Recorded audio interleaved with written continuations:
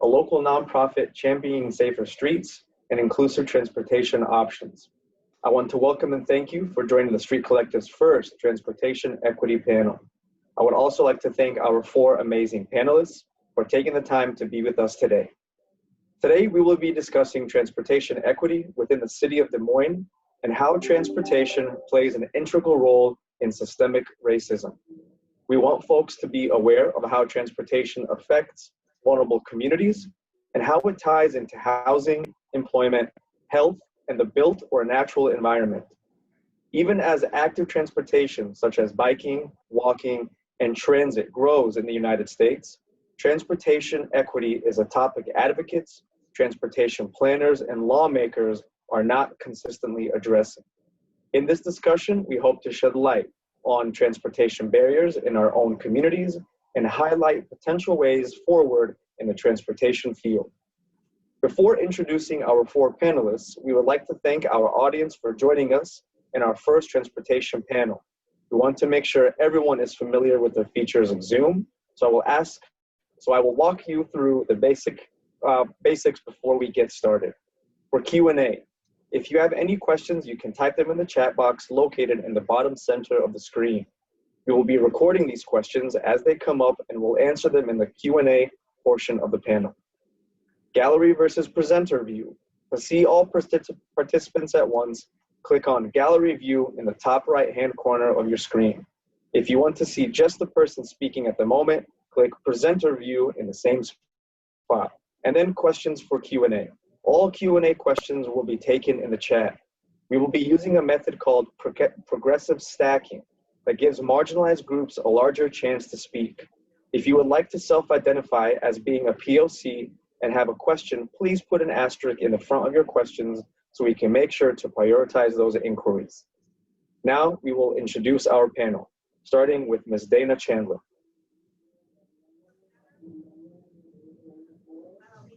Hello, everyone. I'm glad to be here. I am the leader in Shira of Black Girls Do Bike. It is an organization that promotes fun, fitness, and freedom of women in cycling. We want to get as many women, Black women, out on bikes. We're not exclusive. We include all members, but we recognize the need for getting more women and Black women out riding and thinking about their health and fitness. My daytime job, I work at the Des Moines Public Schools. I've been there for 25 years and work with students who are at risk of dropping out of high school, and I enjoy that work at the schools. Thank you, Dana. Next, we will go to Ms. Rama McCoy-McDeed. Good afternoon, everybody. My name's Rima McCoy-McDeed. My pronouns are she and her. I am the Executive Director of Central Iowa Center for Independent Living, which is a service provider for disabled people.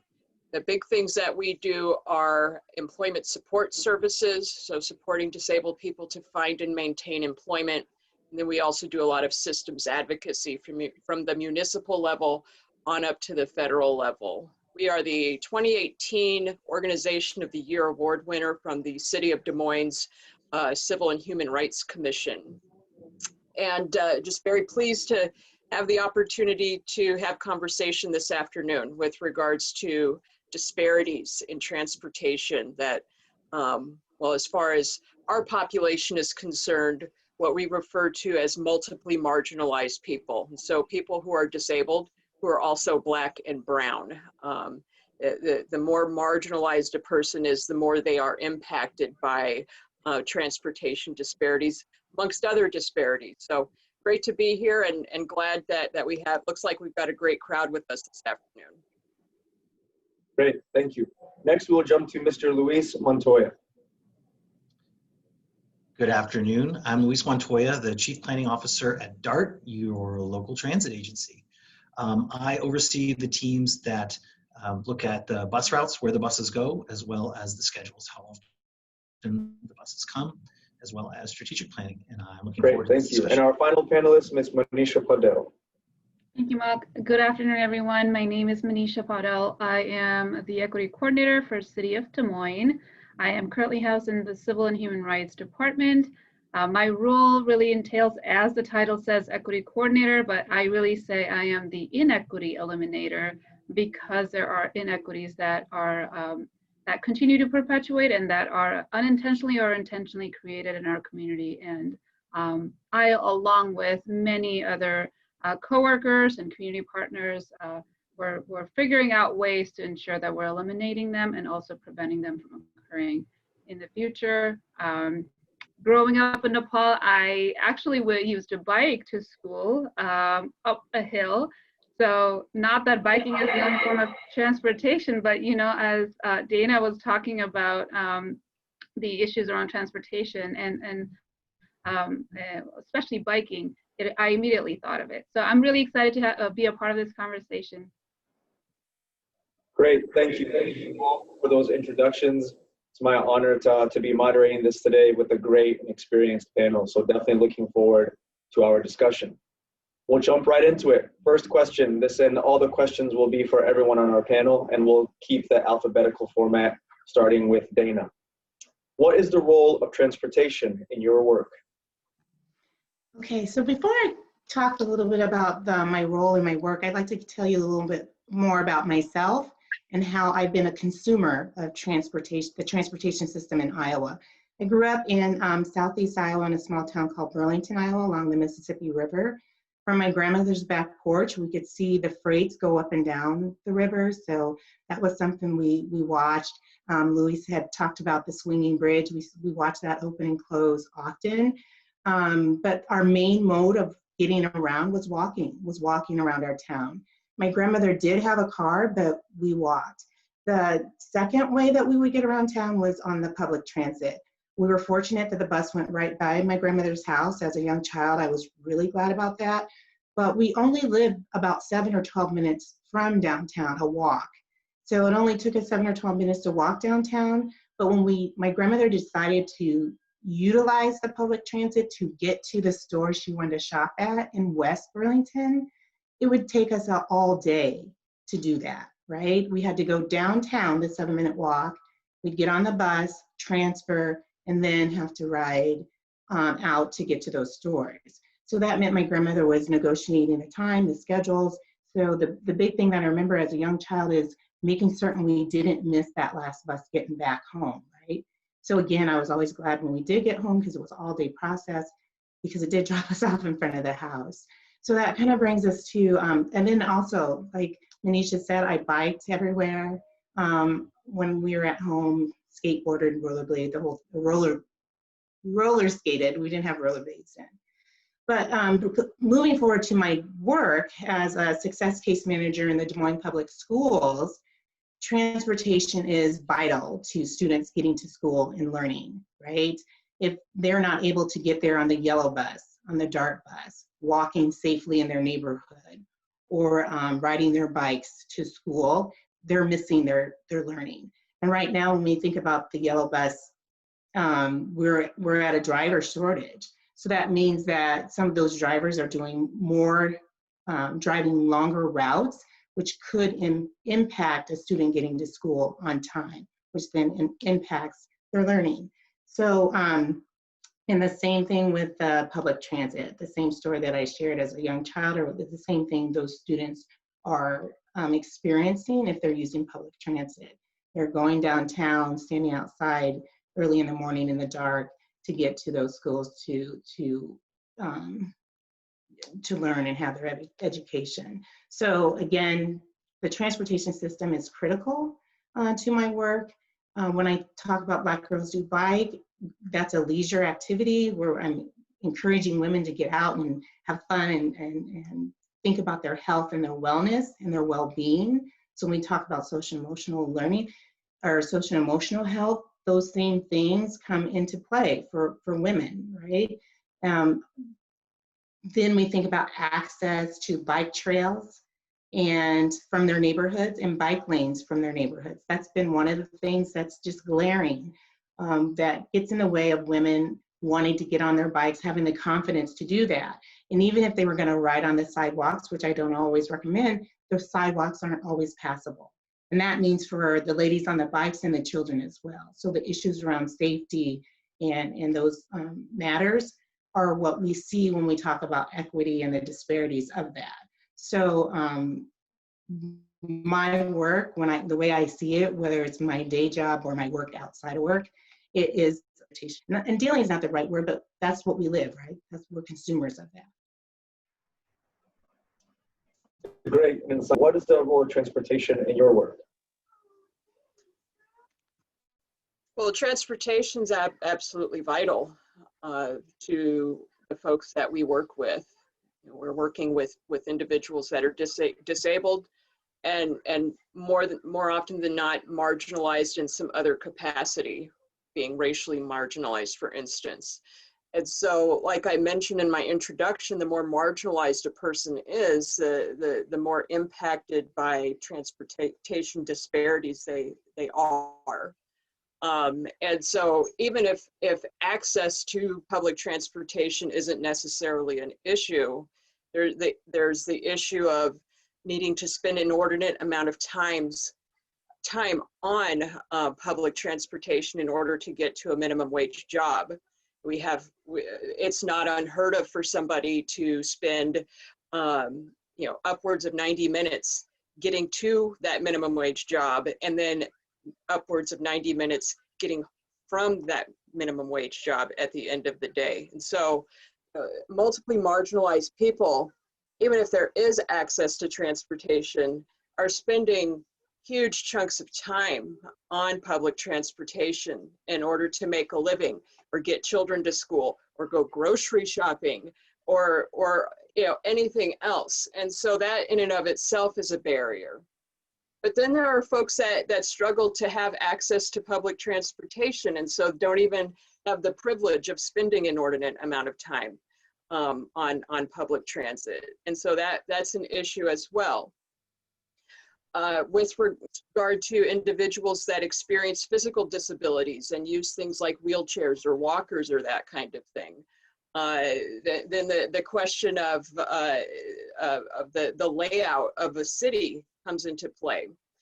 Is there access to sidewalks? Are those sidewalks safe, like Dana mentioned?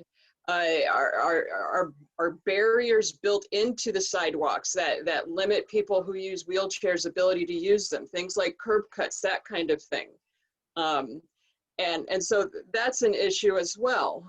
And one thing that we do at CISL, because we have a lot of people on our board of directors that are really passionate about transportation, we're consistently engaged in systems advocacy at the municipal level when there's talk about building new bus stops or doing improvements on thoroughfares in Des Moines, like Fleur Avenue, for instance. And we often find ourselves advocating for like just the basics, what should be considered the basics, like sidewalks. One thing that we did when Fleur Avenue was when Fleur was topic of conversation as far as updating it, there was talk about not actually offering sidewalks on significant portions of it, which would create barriers to people with physical disabilities being able to get themselves to and from wherever it was that they were needing to go. And so we find ourselves constantly in a position where we're doing advocacy for what we consider to be the basics, things that should be on everybody's mind when they're talking about doing road improvements or that kind of thing. Things that are actually required according to the Americans with Disabilities Act. But because the Americans with Disabilities Act can be somewhat challenging to enforce, it being followed through with is contingent on a lot of really grassroots activism at the local level by organizations like ours and by individuals that are civically minded and that kind of thing. Indeed. Thank you for that. As we can clearly see, it's a lot more complex than maybe we think that it is, or even if we would like it to be. So appreciate that. Thank you for that insight. Luis, same for you. What is the role of transportation in your work? Well, if you could see out my windows behind me, I work, at the transit station. I work on directly planning people's transit routes and schedules, and so I work very directly in transit. I see my role a lot as having to do with matching resources with needs.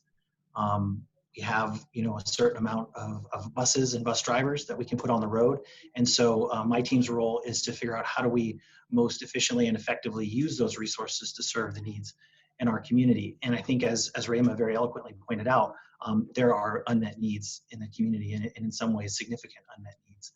And so when I think about those gaps in service, about where we'd like to expand transit access, how we'd like to make the customer experience more accessible, more enjoyable, I really see that as part of the day-to-day function of my work.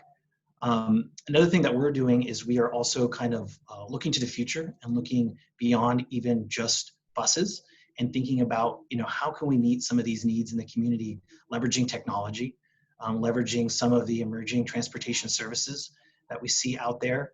But one of the things that we're keenly aware of is that access to technology, ability to use those emerging services is not necessarily equitable. And so when we think about, there might be some things like we have a partnership with Uber where we offer free Uber trips to get people to a set of bus stops in a part of our region. And we see that as a way to leverage technology to increase access to transit. But we also fully recognize that not everyone, has access, has an Uber account. There may be language barriers and different things. And so I think that's a challenge for us as we not only think about the system that we have today and how we make it equitable, but when we think about the system of the future and how we make that equitable as well. Thank you, Luis. And yeah, DART's influence will definitely be vital going forward in how we establish a more equitable infrastructure with respect to transportation. So thank you for DART and the work you guys are doing. Manisha, for you, what is the role of transportation in your work?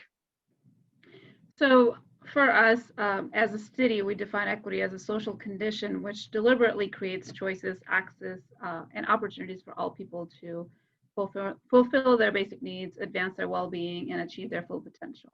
That's a mouthful. But where we say deliberately creates choices, access, and opportunities, transportation is obviously embedded in that language. So in this role, what we're really talking about is physical connectedness. How connected are our community members, community groups with resources and services that are available? How equitable is our built environment? What choices do people have in the food that they purchase, and how far do they have to get to buy the food of their choice, and how much more do they have to pay because of where they're located? As we all know, the same grocery store in different locations have different prices, right? And sometimes that transportation barrier could prevent individuals, especially those from the marginalized communities, from accessing quality, reasonably priced products that they might want. And then this is also about connecting people beyond jobs and attractions. We're talking about housing choices, healthcare, education opportunities, and also a proper and equitable utilization of services that are out there. We may not be able to have a rose garden everywhere in Des Moines, but if there's one in one part of Des Moines, how can folks that are not from that area or within the vicinity of that fabulous park access that place if they just want to go for an evening walk, for example? So it's really looking at that well-being and the potential that every resident can have, and transportation plays a huge role in that. And so it's really, my role is really thinking about all of that and how they all intersect across sectors and across different groups. Yeah, that's a fair point. It's not just about transportation. There's a lot more moving pieces to that. So thank you. We'll jump back to Dana for our next question. Is the current transportation system inequitable? And if so, why? How can this be improved? So that's a yes. I believe that's why we're on this panel, right? And we, I think every person has spoken to those inequities that exist currently in our transportation system. We just need to point to his history, right? It wasn't something that just happened. It was intentional. It was the historical way that those inequities exist, were embedded in how people move, right? So it's a short answer for me.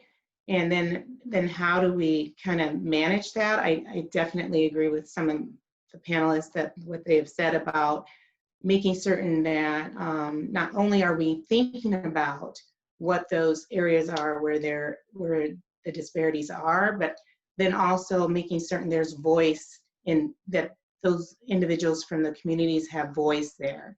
I consider myself one of those underrepresented people, even at this state, because even with my car driving, I'm probably about 3 paychecks away from figuring out what am I going to do for transportation, given where I live, right? One of the saving graces is that I don't live too far. I don't live that far from my employment, but I still would be at the mercy of maybe public transit, hopping on my bike or doing something safely to get around. So I do think that having a voice around in intentional work, it can't be something that we just speak to from time to time. The layers that Rayma and Manisha pointed to in Louise go deep. So we really need to start thinking more deeply about how can we have a greater impact. When I was reading and looking about what's happened in Iowa, they just passed a zoning law, the city council did in October, in the fall, around housing and saying that houses have to be a certain square footage and they have to have a garage.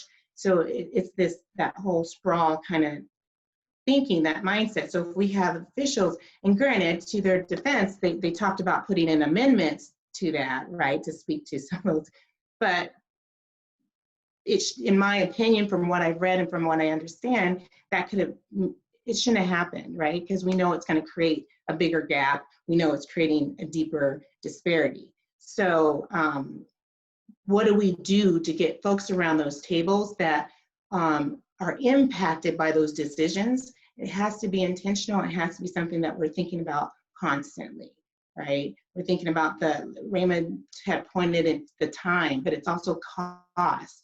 Transportation is expensive, right? And so families are thinking about how to financially manage getting where they need to go to get prescriptions. We talked about healthcare and to work and employment. So it's a complicated answer. It was really hard for me, but I think that this is a good start. Conversations like this need to continue, right? And we need to have more of them, and we need to figure out a way to engage the community. I think the lack of education in some of those areas and the way that they were treated makes me including, makes me not always want to participate, right? Because it's not, either voice isn't valued, they don't think, for multiple reasons that stem from kind of racist beliefs and systems that our America was kind of developed on. So I think it has to be, it's not a either or, it's a both and. It has to be happening concurrently, but we have to figure out a way to engage people and bring them along. A lot of times I see that we find people to come and participate and be on advisory committees and boards, but are they equipped with the skills to sit effectively in that seat? I feel like that's our responsibility, to be having those discussions. Even when I think about youth development and the young people that I work with, we need to be having those conversations with young folks and instilling interest, instilling the importance, and talking about the history. You have to know how it started in order to figure out where we're going to go next and how to dismantle it, or even just throw it all away and start over, right? I was looking at the plans for the transportation DOT plans for our transportation system. I think in 2022, they're gonna reevaluate that plan. And my thought was, who is included when we're talking about our underrepresented communities? Are there individuals at those tables? And when I look at the folks around that table, I don't always see people who look like the folks riding and utilizing that transportation. Very insightful response to that. I think having those important conversations and difficult conversations is key to move us forward and where we need to be. So thank you for that. Raymond, same for you. How do we improve the inequitable system that is transportation here in Des Moines? So we spend a lot of time having conversation about how do we address this piece of the puzzle and make it work. And there are a bunch of pieces of the puzzle that make the city of Des Moines the city of Des Moines, right? I appreciate that we've reached a point this year where we're finally breaching the subject of systemic racism. Because here's the deal. We live in a society that was not built with racially marginalized people in mind, outside of the role of being subservient or being oppressed in some capacity. The mechanisms that govern our country from the municipal level on up to federal were never intended to be inclusive of racially marginalized people, outside of being used as fodder for the grist, for the mill, so to speak. And so evidence of that is the fact that it can be really challenging at the local or county level to secure and maintain racially marginalized people on advisory boards or that kind of thing. Well, you know, a lot of these advisory boards meet at noon. Lots of people are at work then. And if I'm somebody that works a minimum wage job and I'm using public transportation to get to and from work, how in the devil am I going to get to the advisory council meeting in downtown Des Moines when I'm working in Altoona? And it took me 45 minutes to get to Altoona because I took a bus. The barriers are built into the system. And so, you know, we spend a lot of time, you know, kind of after the fact. The system has been built and the wheels are turning and have been turning for generation after generation. And so we spend a lot of time talking about, well, how do we retrofit this thing so that there can be room for racially marginalized people? And Dana brought it up. I'm glad she did, broke the seal, so to speak. But, you know, eventually we have to perhaps consider thinking about shifting the conversation from, you know, how can we cajole people at the table to scooch over and make room for racially marginalized people, to maybe we need to get rid of the table in the first place because it's not accessible and inclusive. And consider dreaming up something else. Until we consider doing that, we're going to continue having conversations about how do we retrofit this thing that was never intended to contain racially marginalized people in a decision-making capacity. You know, how do we kind of after the fact just sort of do the best with what we've got? And we're going to continue having this conversation, you know, year after year after year, ultimately, which is fine. I mean, a generation ago, we weren't even having this conversation. So we've got that going for us. But eventually, you know, we thoughtful, intelligent people who have the best of intentions have to stop and acknowledge the fact that, you know, this thing wasn't necessarily intended to be driven by us. And so it's going to be very challenging to make room for us. Thank you for that. You bring an interesting point regarding having voices at the table where traditionally in spaces that hasn't happened. how can technology be leveraged to bring more voices to the table? As you suggested that these meetings sometimes are in times that may not be conducive to people being a part of it. Can technology be used to maybe mitigate some of that? Absolutely. Yeah, this year's been very challenging, so don't get me wrong, in so many capacities, my God.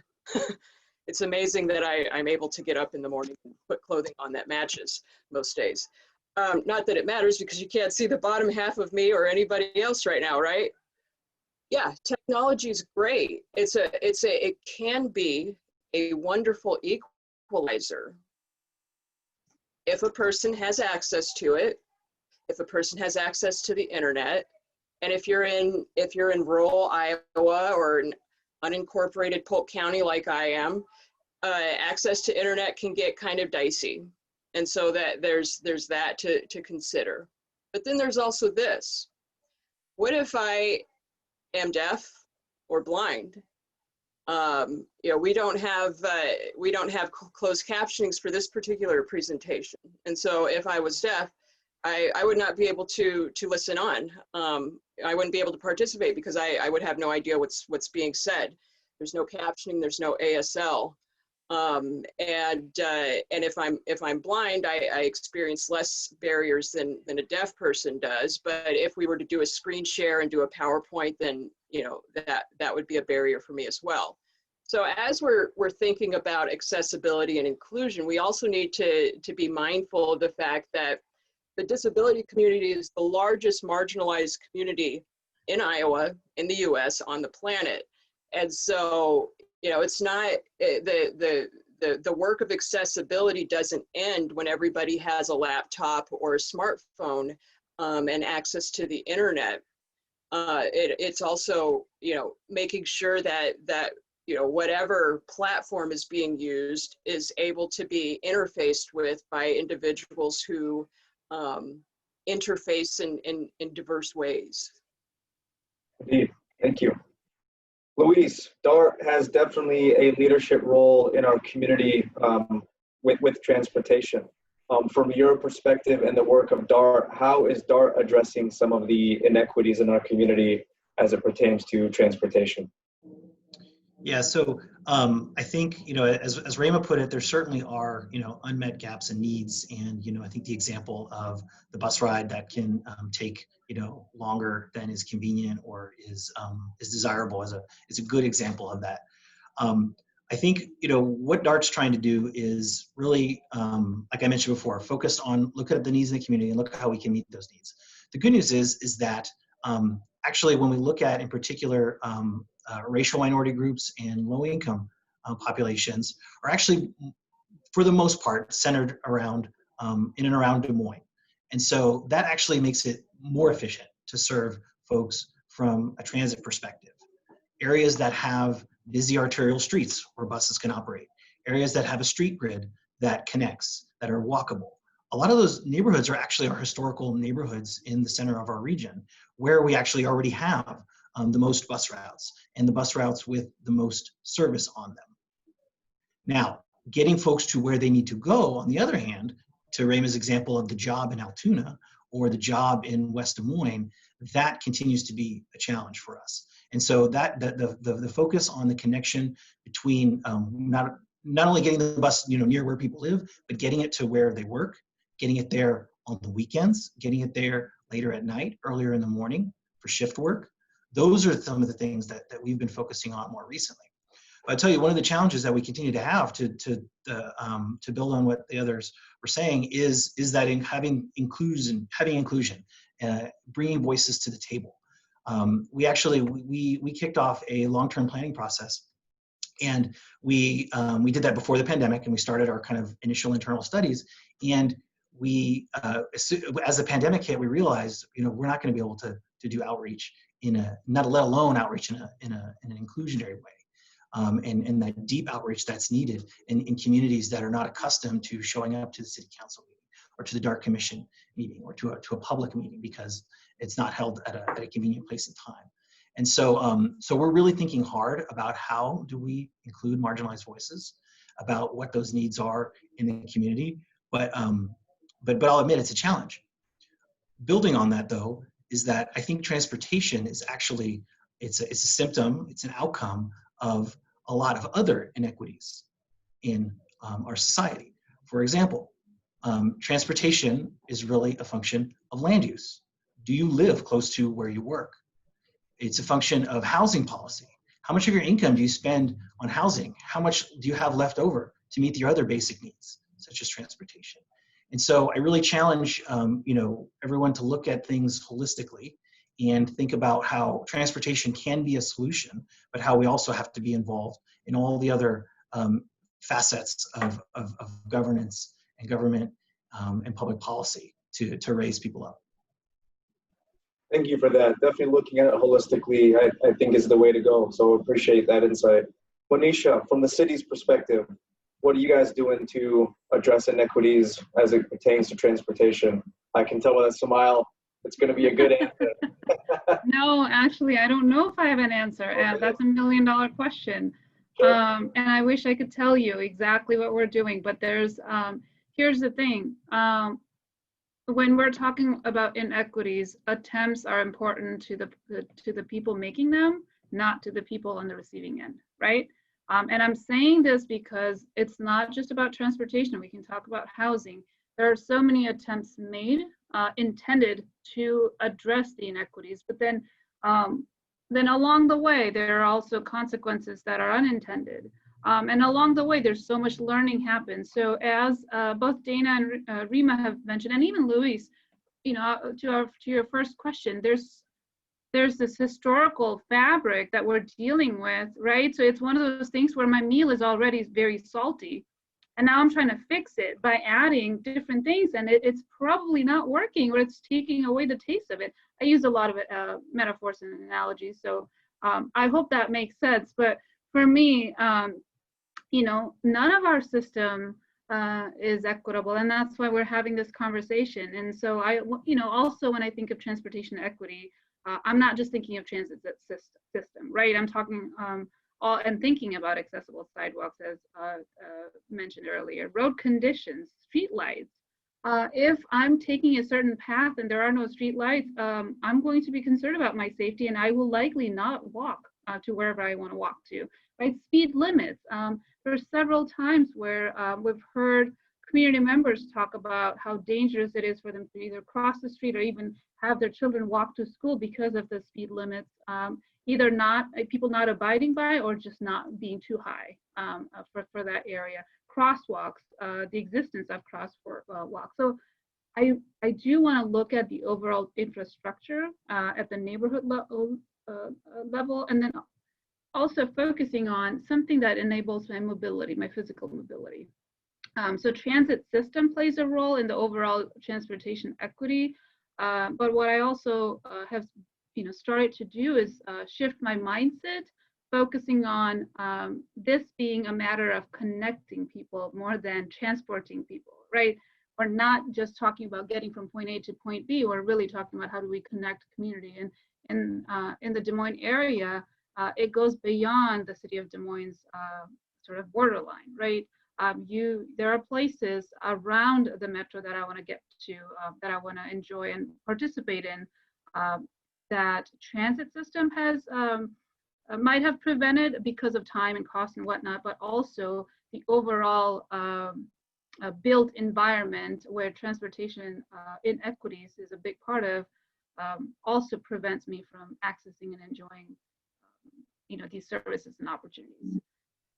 So not quite the direct answer to your question, but what I'm really saying is I believe that we're beginning to have the conversations and being intentional about how we're all so connected and how systems are so connected that when we make decision about the size of a house, it affects transportation. When we make a decision about another housing policy, even when we make a decision about what time to start a certain meeting, right? There are so many other systems that play a role in it. When we talk about making a decision hiring, right? Does this future's employee or just hired employee live within the in a close proximity of where they work, or are they further away from their work area. So there are a lot of conversations that we're having about the connectedness and also the intersectionality across systems. Great, thank you. As far as your answer is concerned, these aren't the presidential debates, so your answer will suffice. Well, it was great. No, this conversation has been awesome, and all of your expertise and experiences has definitely lent itself to a robust and rich conversation. So thank you very much. We'll jump back to Dana.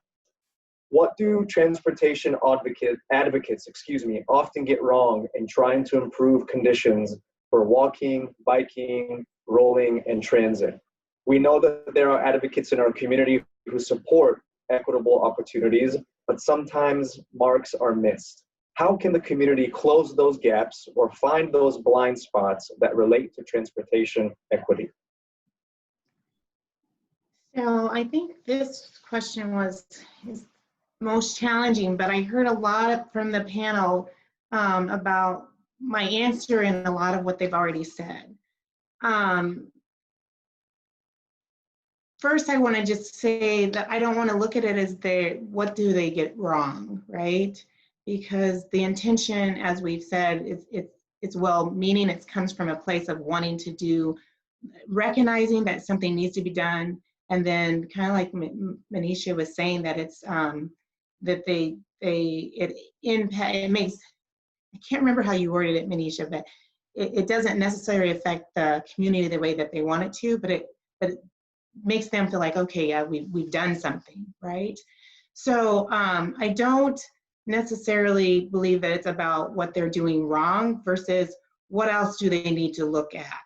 What else, what truths do they need to face about when we talk about the historical aspect? And then I really appreciate getting to the bigger macro level of infrastructure and how that plays a role in transportation and the connectedness that Manisha talked about and Luis talked about, that those systems, that's what I would say. We have to start going across, having cross communication with those different departments, those different systems like businesses. It's not just about movement.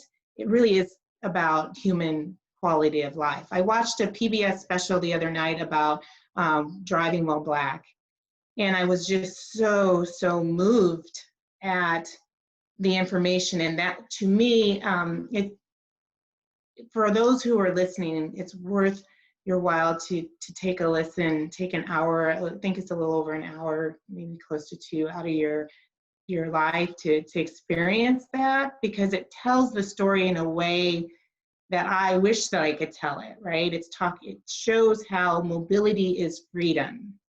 And when we talk about transportation and what it means to individuals who are marginalized, that connection doesn't happen if they don't have the opportunity to move that way, regardless of what we thought or what we think we're doing.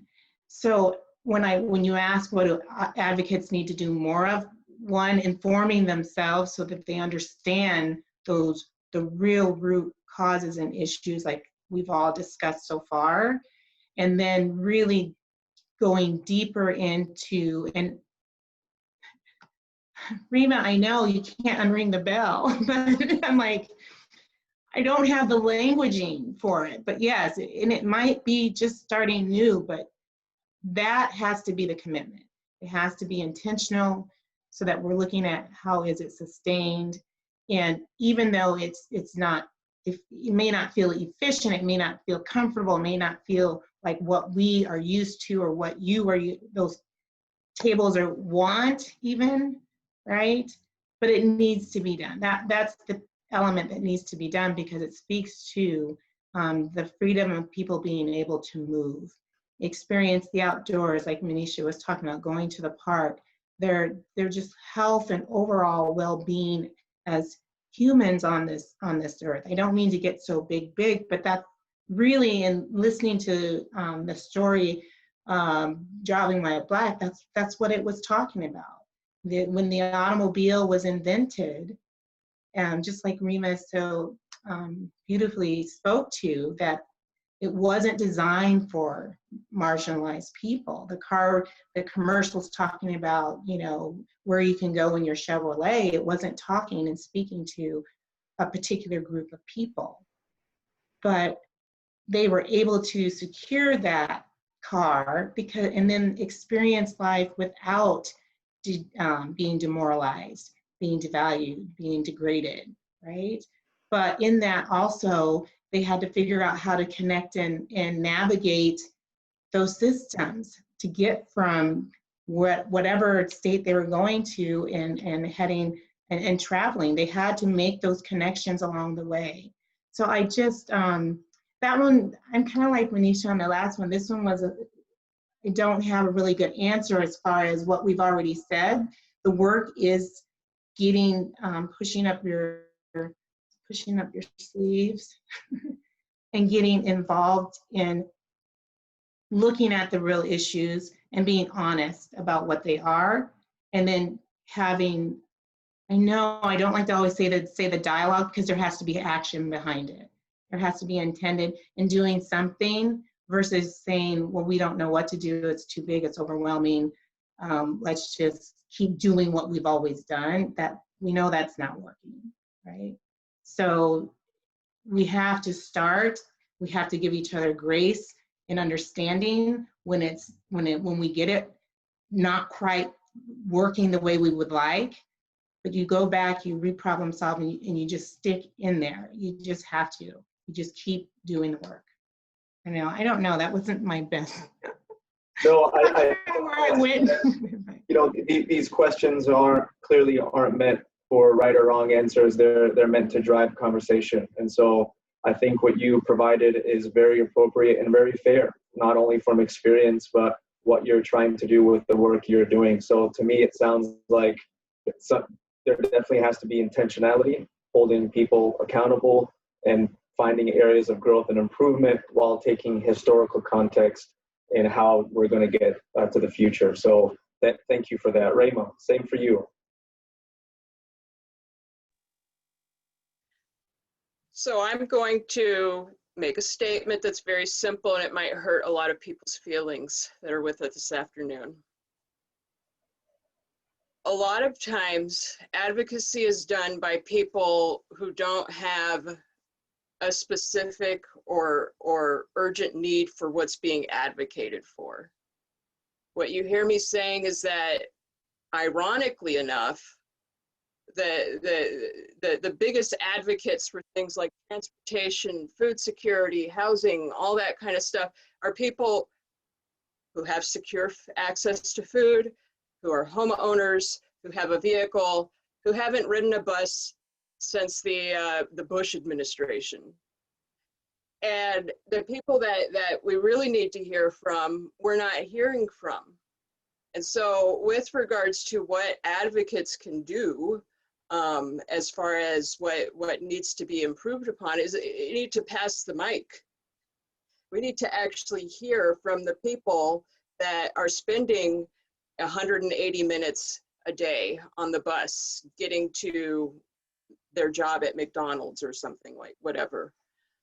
We need to actually hear from those folks. And I say that I've already outlined earlier this afternoon the barriers that multiply marginalized people experience with regards to joining advisory councils and that kind of thing. I fully recognize that multiply marginalized people experience barriers to being able to engage in advocacy. Again, the act of activism is an activity that typically only folks that have some modicum of access to privilege are able to engage in. You need to have the luxury of time in order to engage in activism.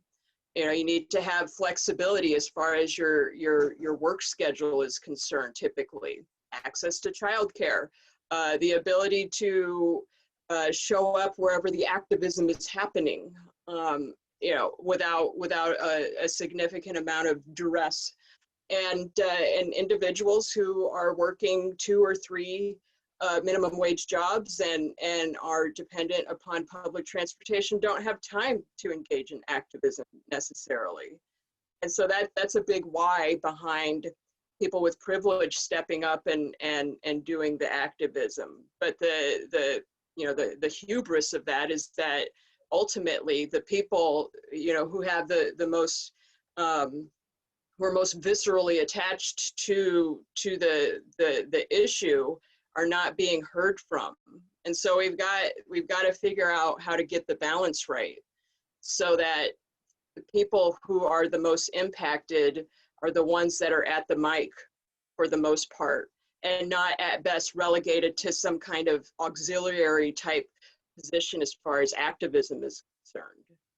Because I have said what I have said, but I will also say, and this again might be hurtful to some folks, and so I apologize for your experience if your feelings are hurt. A lot of people who do activism, do it because there's some kind of interpersonal benefit to them. There's a name to be made in being known as champion for the less fortunate or that kind of thing. And so those types of folks might experience some semblance of trepidation with regards to gripping on the microphone and not wanting to hand it over. And so if that is a barrier, then that's much easier to address than the logistical barriers that multiply marginalized people experience that limit their ability to engage in activism. And so that's a point for folks to meditate on. If you purport to be an activist, are you doing absolutely everything that you can to center the voices of the people most impacted by whatever issue you're engaging in activism for? And if you are not, what can you do? What must you do? Thank you for that. Thank you very much. Luis. So I think that there is a role to play for dialogue, and ideally that dialogue leads to action. I think that there's a recent, good example in that the Polk County Housing Trust Fund has a project to tell the story about redlining in Des Moines and in our region. And for those who aren't familiar, that's the practice of denying basically home loans to people of color, to whole communities of color, and telling a story of how that happened and what the ramifications are, even still to present day. And I list that as what I think of as a good example of explaining. They actually recently released a series of videos that explained it visually and in a narrative place to help the average person understand how we got to where we're at today. And I think that's a really productive role for those who want to advocate for specific policies, is to bring the average person along who may not start with their viewpoint, who may not understand the historical inequities that lead us to where we're at today. And so I think more of that could be really helpful. In terms of DART, I think that helping us tell the story about the needs of our community. I regularly receive requests for service. I get phone calls from people who want to tell me the story about their hard time getting to work. We do have people who show up to our the DART commission, the board that governs DART, who show up to tell their stories and ask for specific things, and I think that's great. One of the questions that actually came up in the chat box was about how do we get our region to see the value of DART, because that is how DART is funded. It's funded regionally through property taxes, the largest form of funding in addition to the federal funds that we receive. And so how can advocates help us tell the story about the needs in the community, about the experiences of people in the community, so that those elected officials who make what is ultimately a tax policy choice to fund transit locally are thinking of those things. So I appreciate that question in the chat box. But really, I think what it comes down to is that dialogue does have to lead to action. And whether it's the action of individuals speaking up, or whether it's the action of voting and of electing officials who will represent their diverse set of interests.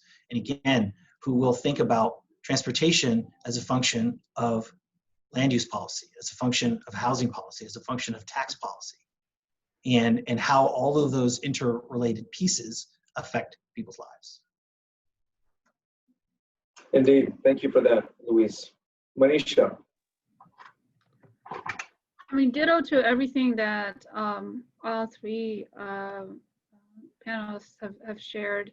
You know, the only thing I would add is, you know, I'm not privy to what advocates have gotten wrong because I don't know what they're saying, right? And oftentimes, as I mentioned earlier, the impact is not always the same as intention. So if their intention is to expand and increase and strengthen connectedness and connectivity, the impact is not sort of aligning with that.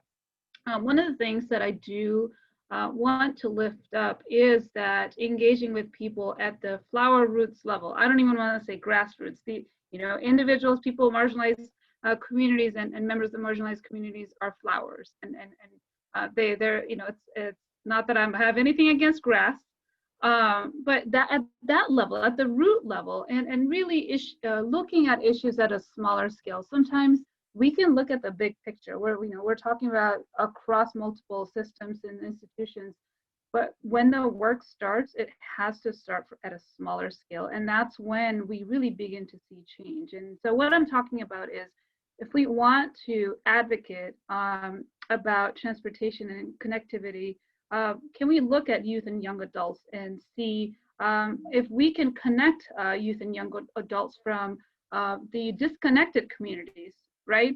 And see if those that want to be employed, those that want to participate in youth-based activities and seize the opportunities in their community for their own well-being, are they connected? And what's preventing them from being connected to these opportunities, to these resources?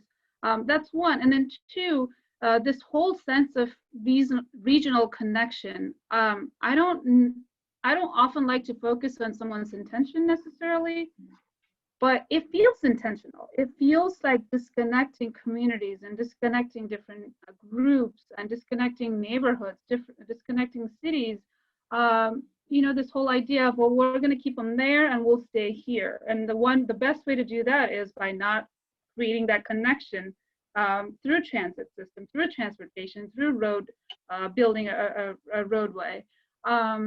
I see a gentleman, when I used to drive to work, and as you can see, I'm home, but when I used to drive to work, even in winter, I see this gentleman, non-white, who used to bike in the opposite direction as I'm driving downtown to work, even in winter.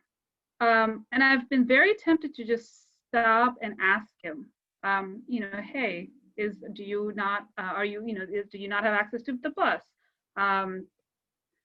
And he may say yes, he may say that he's choosing to bike, but what it makes me wonder is, well, what about those that don't have an access to bike? Those that are probably not even pursuing these opportunities because they know they're being intentionally disconnected, right? The sense of, I don't know if you're familiar with the term stereotype limitation. Oftentimes I don't even engage in conversations in certain meetings or certain settings because I just feel like I won't even be heard.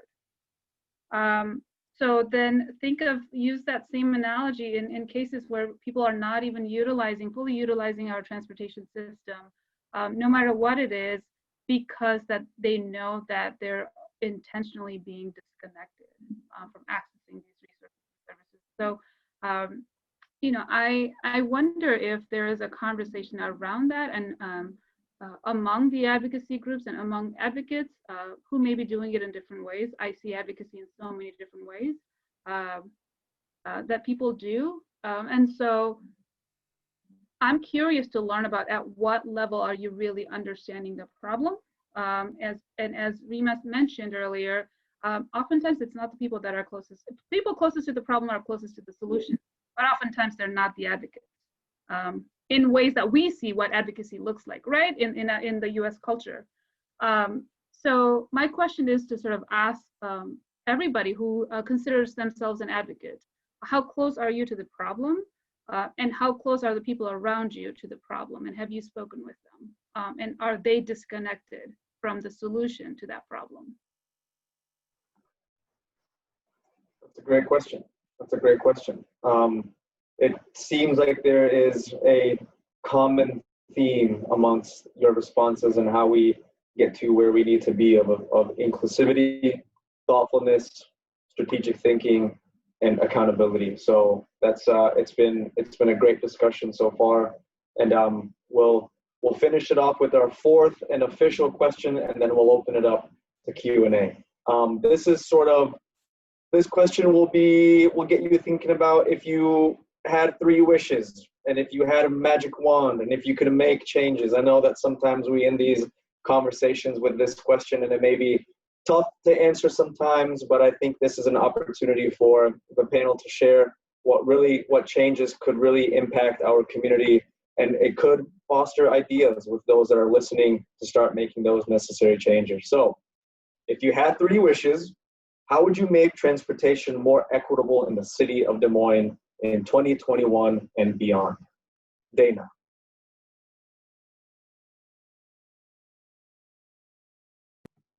Sorry about that. I think I'm only gonna use 2 of my wishes, I think, because a lot of what has already been said was on that list. I know Luis specifically said one of my wishes earlier when he talked about how government is involved in the policies that are made and those types of things. But as I was just listening to this last question with the panel, and then reading the question in the Q&A, if Rima mentioned dreaming early on. She said it really quick, but she talked about if we could dream, right? And that stuck with me when I think about the wishes. I think about what if we had, going forward in 2020, we looked at transportation in a way that really told the story of who we were as Iowans. And what I mean by that is being car dependent. The question in the chat talked about this regional, how do you justify this funding, this financial piece for the suburbs? And I would say that maybe we need to rethink about folks who have 3 cars in a garage. Do we need to be so dependent on automobiles, right? And that's my question. My wish is that we can think in a way that we've not thought before. Again, I go to Rima when you talked about COVID. It's been a year like no other with the pandemic, and lots of loss and just hardships across the board.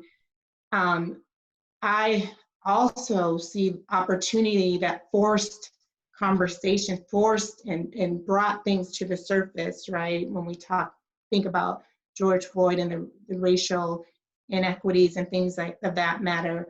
When I think about education and how we had to quickly make a pivot and shift so that we can still meet and educate those students, there was an opportunity that people, our brain space and what we can be creative and what we can actually do is way grander than what sometimes we give ourselves enough room to do, because as people, we like the things that we are familiar with. So my wish is that would be one of them, that we would push way outside of that. Like there is no, that whole throwing it all out, and what would that look like, having those conversations. And like I said, again, it's a both and. It doesn't mean that we're not responsive to what we are working with currently, but you can come alongside with a view, right, that really speaks and values to all of our citizens in Iowa, and have those dialogues and conversations.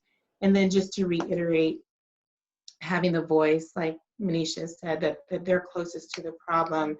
I feel closest to the problem because I use DART. I do, and my car's not working, or sometimes I do it just out of convenience. So I have 4 children, sometimes they need it. I bike.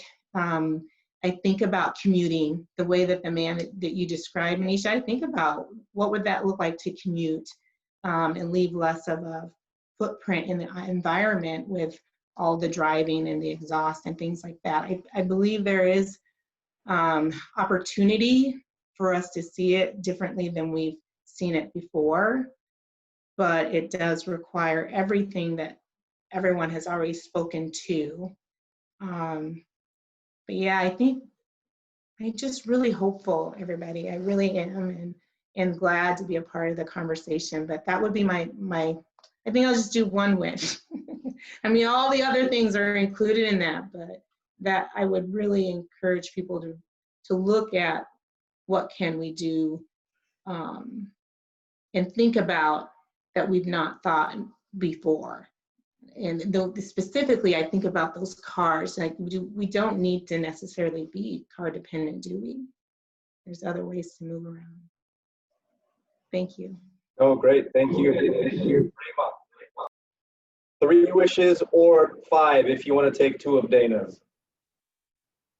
It's like we're on the same wavelength, Mac. I was just about to say I'm totally stealing Dana's 2 wishes. Perhaps, I don't know. But I definitely have 3. So, you know, we came here this afternoon under the guise of speaking about inequity and how it intersects with transportation. You know, I really wish, and I feel like we're kind of getting there. This year's been awful, but it's been full of unexpected surprises for somebody like me who does race and equity trainings all over the place. We have to start looking at things from the vantage point of the systemic as far as racism is concerned. So here's wish number 1. We're very comfortable with and pretty much on the same page about what overt manifestations of racism look like. Like if somebody were to burn a cross in my front yard, pretty much across the board, anybody I told that to would say, that's really horrible. How terribly racist. We need to start focusing on covert manifestations of racism, because it's the covert stuff that drives systemic inequity in our country and leads to conversations like this one, in fact. But it's unfortunately, it's the conversations around covert manifestations of racism where we get really twitchy and people get really super uncomfortable, you know, because it forces people who are white to have to reconcile the fact that although they're not actively burning crosses in people's front yards, I'm in a meeting, sweetie, okay? Although we're not actively burning crosses in the front of Black people's yards, we are, if you are white, still benefiting from racism. And that feels very uncomfortable for white people. I know that because I speak to hundreds of white people about this all the time. If we're going to move beyond having these conversations on an annual basis, we have to wrap our minds around how the covert manifestations of racism create systemic inequity that show up in transportation and housing and access to food and all that kind of thing. So that's wish 1. Wish 2, in 1999, I think, yeah, I was a sophomore in college. I had the great privilege of going to Amsterdam, and my mind was like blown, because transportation in Amsterdam contrasted with transportation in Des Moines or even Chicago or New York City, it's like you're looking at 2 different solar systems, basically. In Amsterdam, priority is given to people who utilize their bicycles. You've got bike lanes, and God forbid if you're a pedestrian, you walk into a bike lane, you will get ran over. So there's a difference in opinion with regards to the importance of bikers in Amsterdam as opposed to in cities here in Des Moines, in the US. And then public transportation is readily accessible, cheap, and gets people to where they need to go very quickly.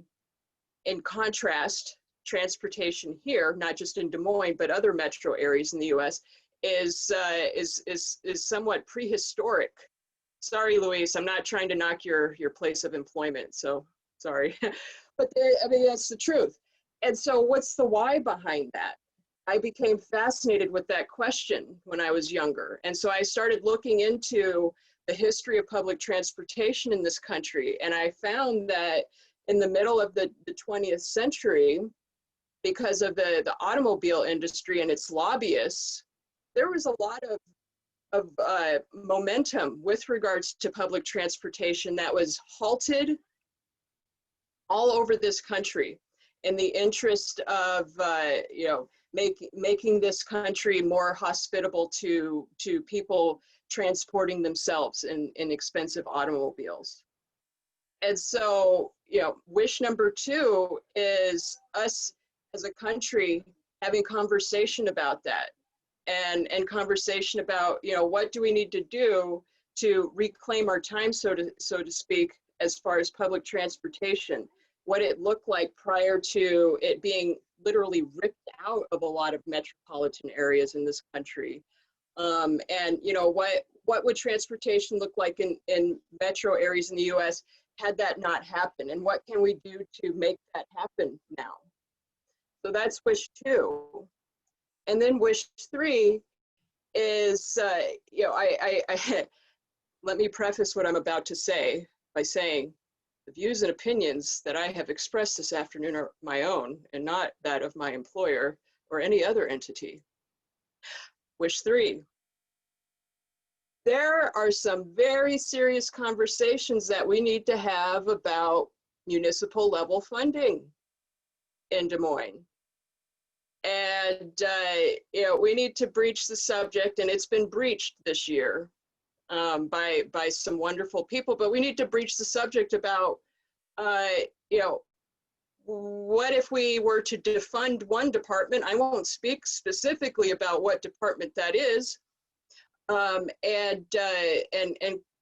create more equity as far as other departments that are funded with city or county tax dollars, so that things like that are struggling financially speaking, like public transportation in Des Moines and Polk County, can have access to resources that historically other departments at the city and county level have had an overabundance of access to historically, to kind of get the balance right, and ultimately create a situation where we have a transportation system that is funded in a way that enhances its ability to serve the people in our region in a more just and verdant capacity.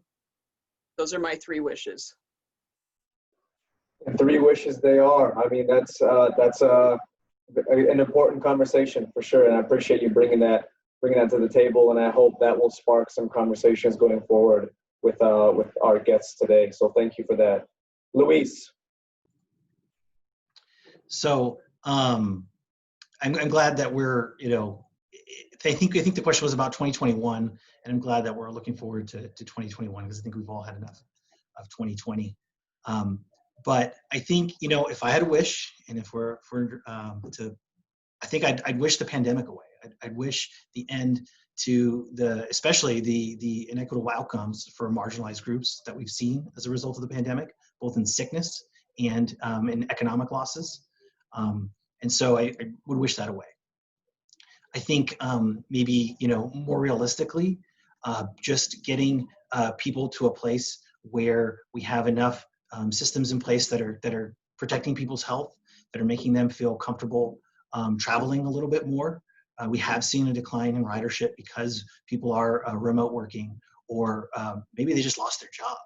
And so I'd really like to see, the economy, swing back up and get people back to work, get people feeling more comfortable traveling, because DART is open and DART's running, all its buses, and we want to make people feel comfortable and ride again.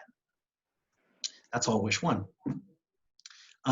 Wish 2 is, I think, as I mentioned before, helping me in my job, which is to design, bus routes and schedules, helping me make sure that we're considering the voices of marginalized people by elevating their stories, by showing up, by speaking with local elected officials. Because at least from where I sit, as someone who does have a position in which I can affect change in the transportation system, but of course we have elected officials ultimately make decisions. And so to the extent that I can help that I can hear those stories so that my own judgment can be focused, but then also so that elected officials can hear those stories as well. And then the third thing, of course, I could not get away from saying in late October 2020 is vote. I wish that everyone who is eligible to vote will vote. If you have spent over an hour on this webinar and you have not early voted, I hope that you'll use the rest of this time to run out and early vote and to talk to your friends, neighbors, and family members about voting. Because everything that we've talked about today ultimately comes down to decisions that are made in the public sphere. And I think I actually wanted to shout out, I noticed that there were a couple elected officials who are on the participant list, and kudos to them for engaging on these issues. They're probably not the people we have to convince. And from the federal level all the way on down, and thinking about how decisions are made, who's in the room, and what voices do they hear and do they represent. Thank you, Luis, for that. Manisha. So I wrote down my wishes because it's very rare that I get asked about my wishes. So I'm going to read them to you. So wish number 1 is actually an effective rideshare system where both our community leaders and community members have better earning opportunities and carless folks can still get around. I know we're talking about getting away from that, car reliability and reliance, but in between wish is to sort of support that economy, and I've seen it happen. I'm originally from Nepal, as I mentioned, and my most recent trip to Nepal, it's not highly regulated, and that's a different topic, but there are a lot of people that were making their earnings by being the rideshare drivers. So that's a wish. Second wish is a better connected metro. So a person from Waukee does not have to rely on a car to get to Pleasant Hill. This again goes back to this notion that we don't live in isolation, where this is not a vacuum. Connecting communities across the board, connecting cities really strengthen us as a metro, right? What happens in one area is going to affect the other area. When the storm hit, it didn't just affect Ankeny and left Des Moines out, right? It affected all of us, and we're all very connected. We talk about how connected we are globally, but what about regionally? What about locally? And so what is it that we can do, and how, what kind of responsibilities do we all have? Because we all benefit from thriving to be a connected community, and see a disconnectedness and disconnecting communities as one of the ways that we're perpetuating inequities. And oftentimes it does show up across racial lines, across socioeconomic lines. And then my third wish is to, it says BIPOC or Black, Indigenous, People of Color Centered Advocacy for Connectivity. Again, going back to my second wish, you have to, like we said, it has to start somewhere. So if we're talking about connecting communities, then let's start with the communities that have been disconnected for centuries. Intentionally, and right now that intention may not be there, but the impact is still playing out in different ways. So can we do a community-centered connectedness effort, and again making it about, I don't know how many times I've said connectedness today, but right, that connectivity, focusing on that more than just transportation, because it really is not about just getting from point A to point B, from one place to the other, just within or staying within the transportation system, but really being connected to strengthen us as a metro and as a region. Those are my 3 wishes. Awesome. Some great wishes from everybody. This conversation really has opened, for me personally, opened my eyes to look more in depth into transportation and the inequities surrounding transportation in our community. Each of you have provided a very raw and real perspective from lived experience through your professional experience as well. So thank you for that. It's been an invaluable time to learn what each of you have brought to this discussion. And kind of continuing the wish sort of theme and with our bringing it home, I guess, for our last question, what do you see that's going well in our community with respect to transportation, and how does the future look in your eyes? We'll start with Dana. Well, to start with this conversation, Street Collective hosting a panel such as this, and kind of getting this conversation moving on transportation systems, that's one of those things. And I just lost my train of thought. What happened? Mark, repeat what you had asked me, because I lost my train of thought. Oh, you're on mute. You're Yes, muted. Yep. So the question is, what is going well, and how does the future look in your eyes? Yeah.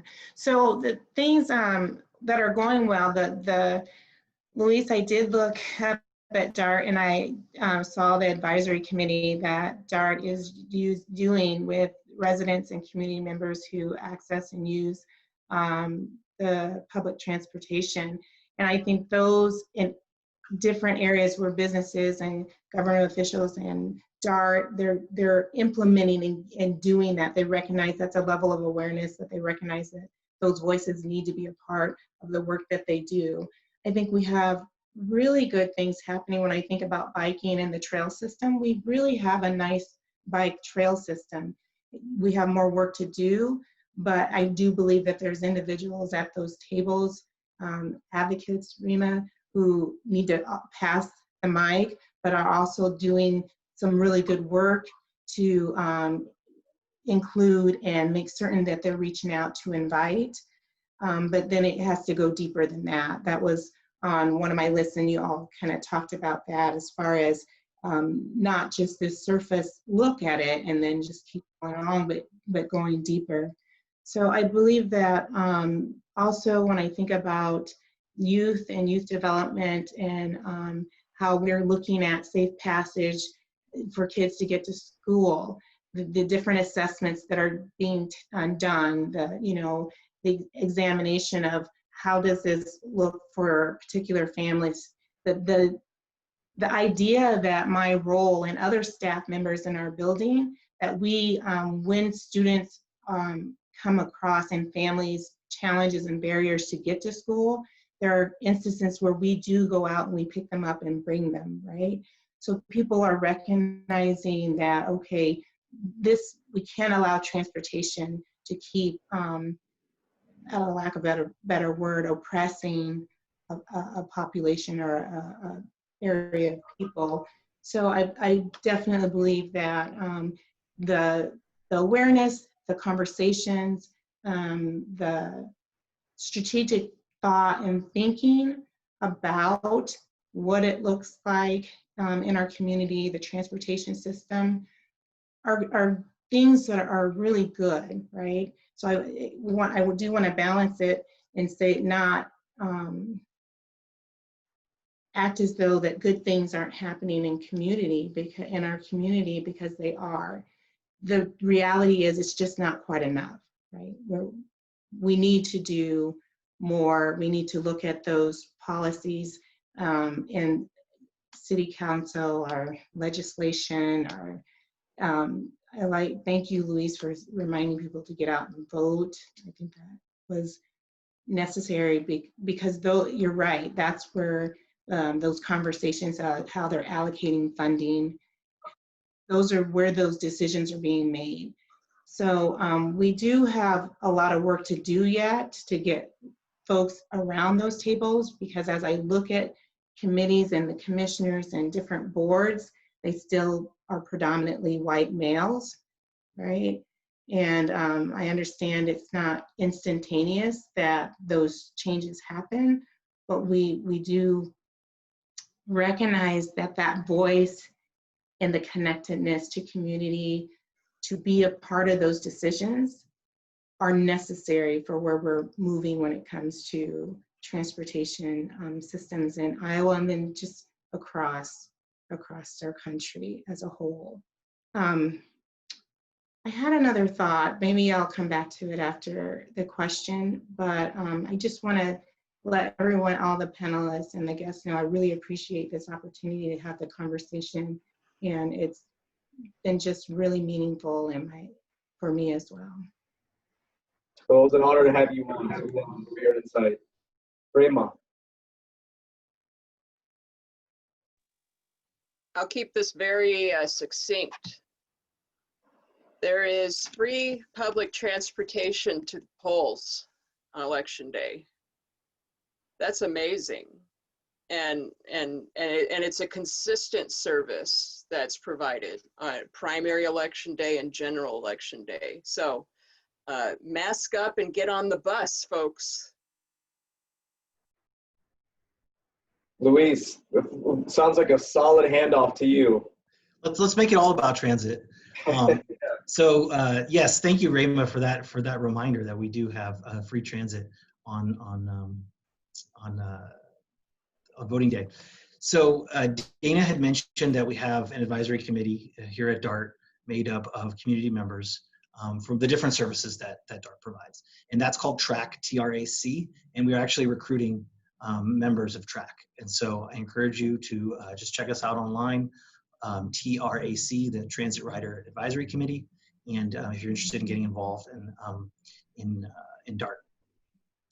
I think in terms of what's going well, so I moved to this community about 2.5 years ago, and one of the things that really struck me was that the size of Des Moines and of our region is small enough that individuals can really make a difference.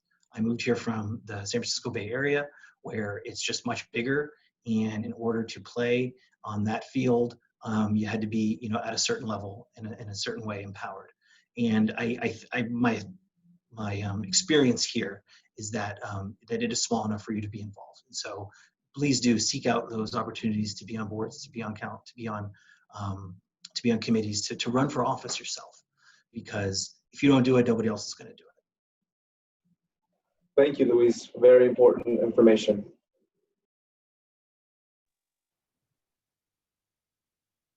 Anisha. Are you waiting for me to say go ahead?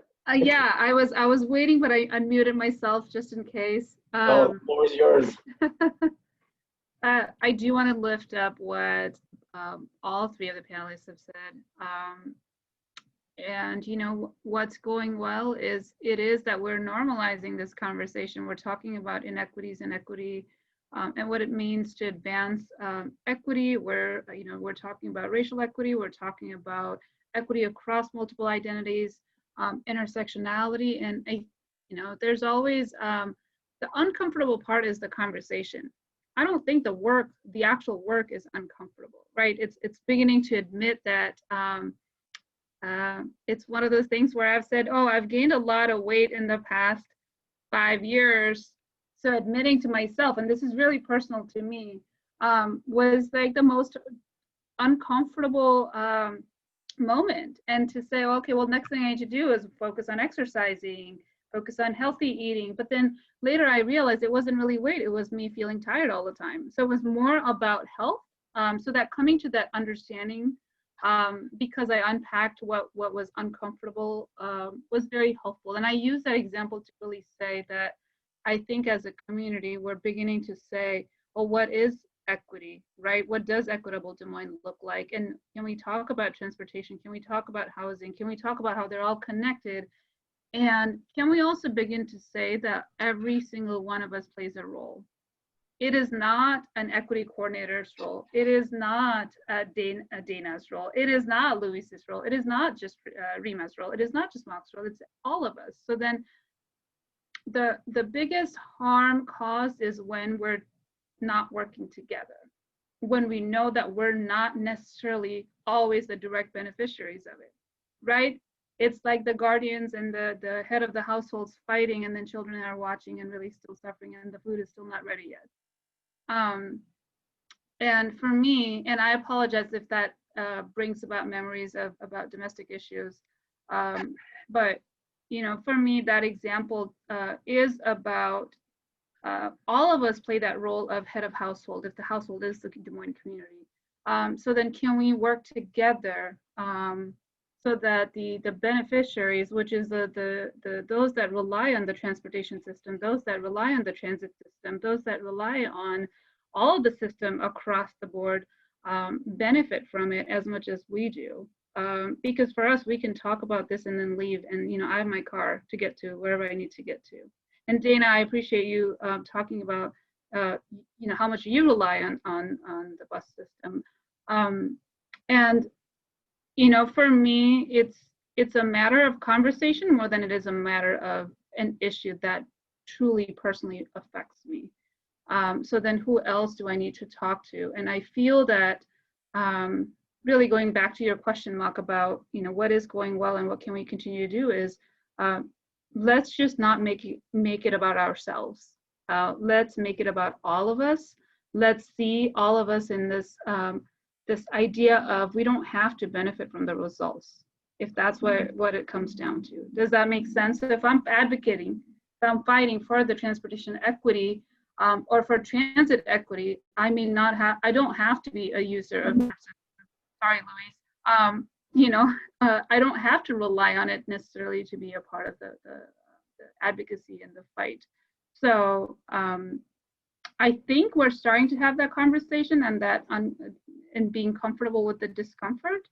But the next step is really to unpack what role we play individually and also collectively to ensure that we're addressing that. Absolutely. Thank you. There was a question that was posed by an audience member that I would like to have a discussion around it. Amongst people of color, there's a negative stigma of those riding bikes or public transportation, whereas when white persons use buses or bikes, they're seen as green or eco-friendly. Any tips on combating this notion and encouraging more persons of color to use alternative modes of transportation? Dana?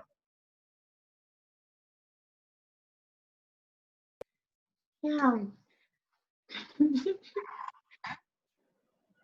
Can I like have some Rima or someone go first and then give me a we can just open it up to anybody. I kept it in the alphabetical order, so anybody can answer. B and a C. I just need a moment. That's really, really good, but I need a moment. I want to kind of hold on. Sure.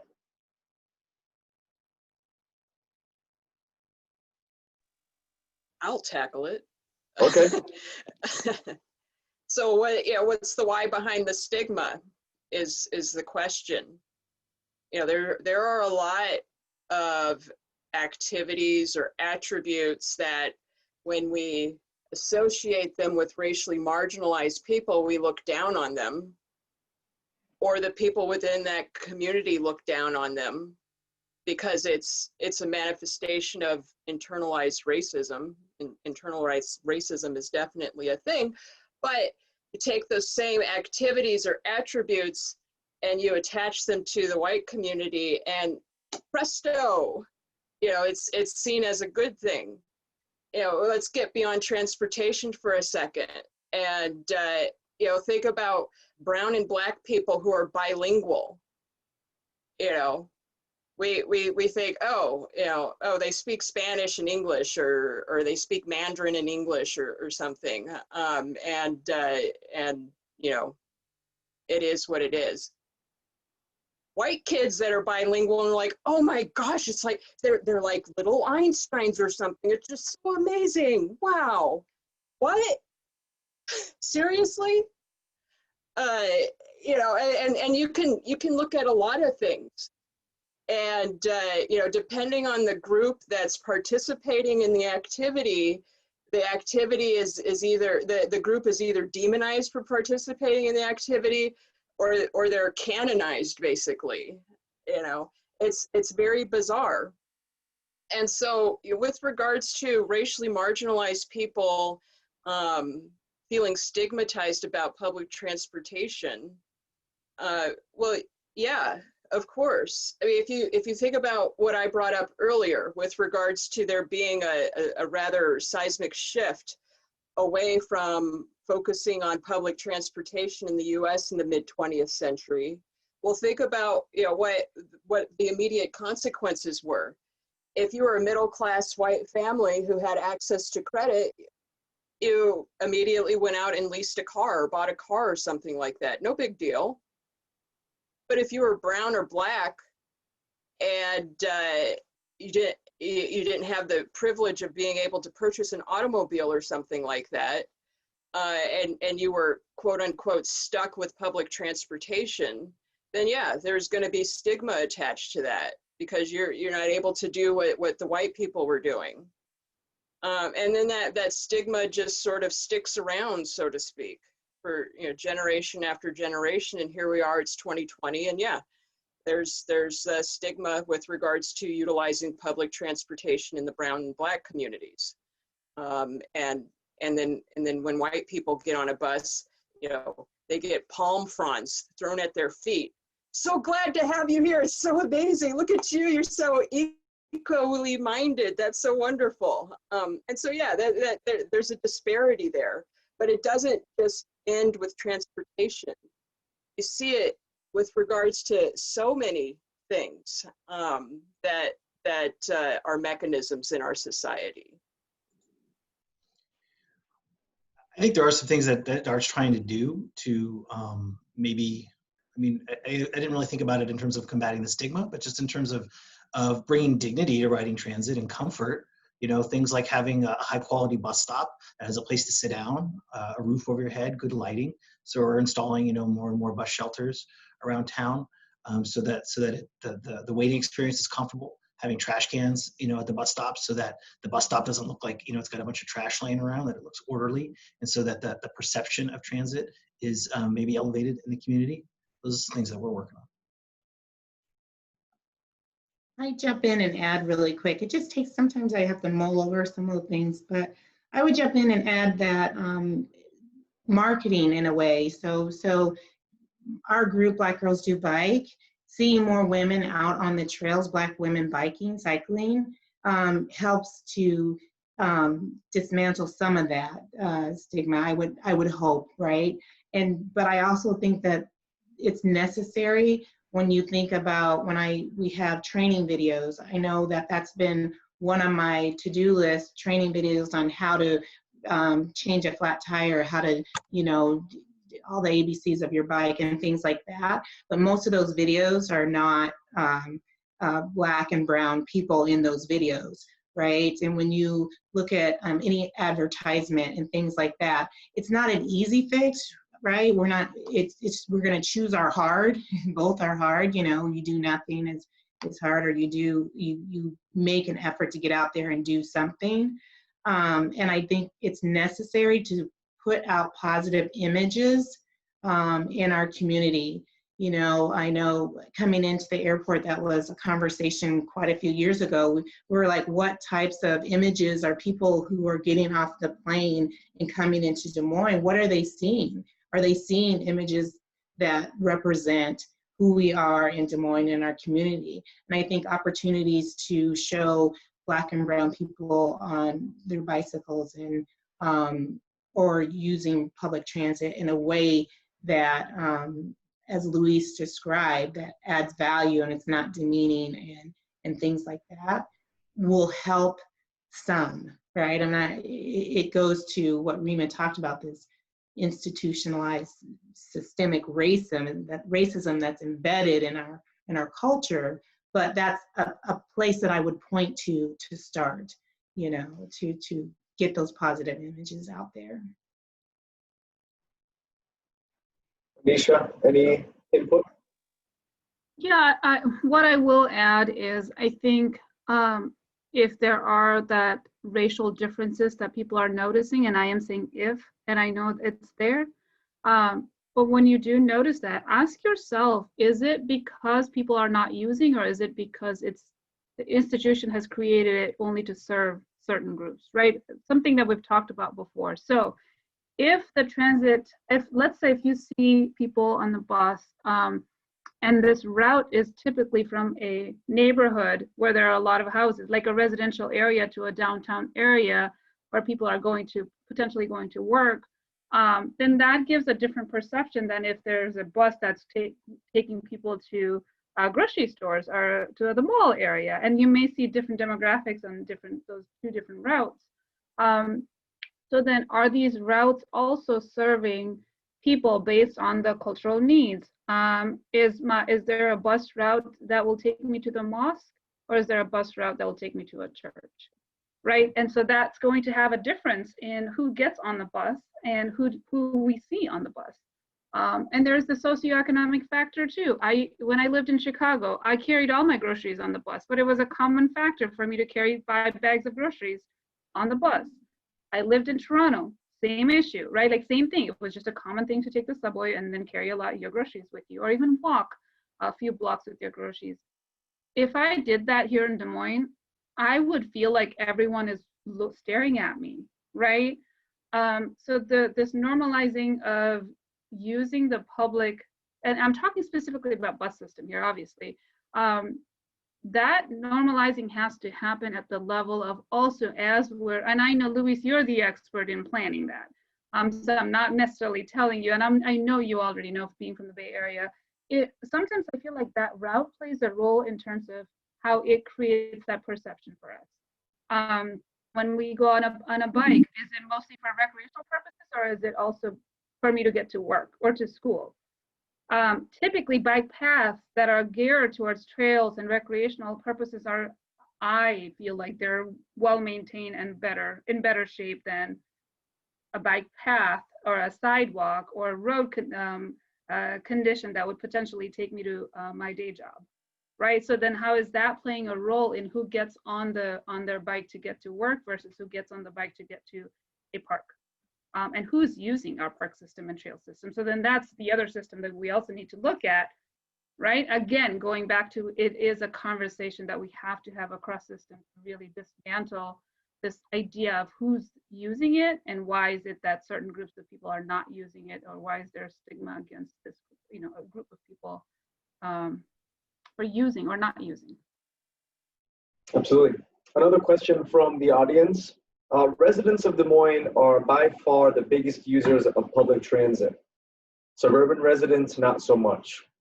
Hard for suburban city councils to justify paying more than the DART services they use.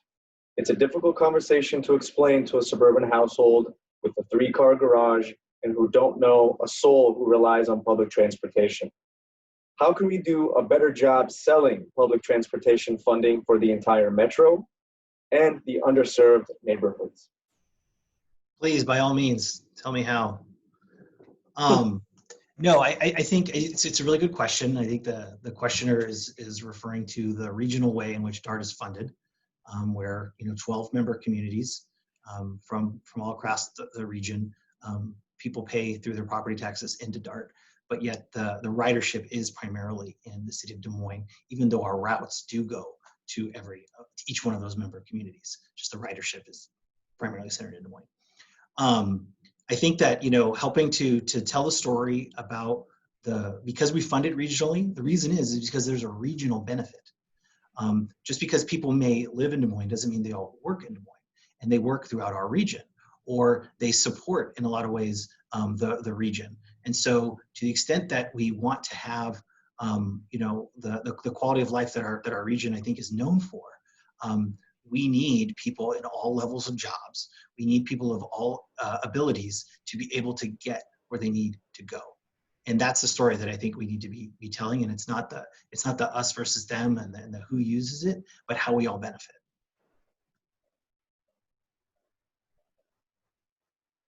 Thank you, Luis. Any other input from our panelists on that point? Yeah, I'll go. Yeah, I think people who live in suburban areas have to take into consideration that although they might not have an acquaintanceship or a dynamic with people in their immediate circle who utilize public transportation, certainly the person that checks them out at Walmart or Hy-Vee has a higher likelihood of having gotten to that place of employment thanks to public transportation. People who are kind of invisibly working in the service industry in the suburban Polk County region are using public transportation. And so if we create barriers to them getting to those already low-wage jobs, it's going to impact customer service at the very least in these areas. And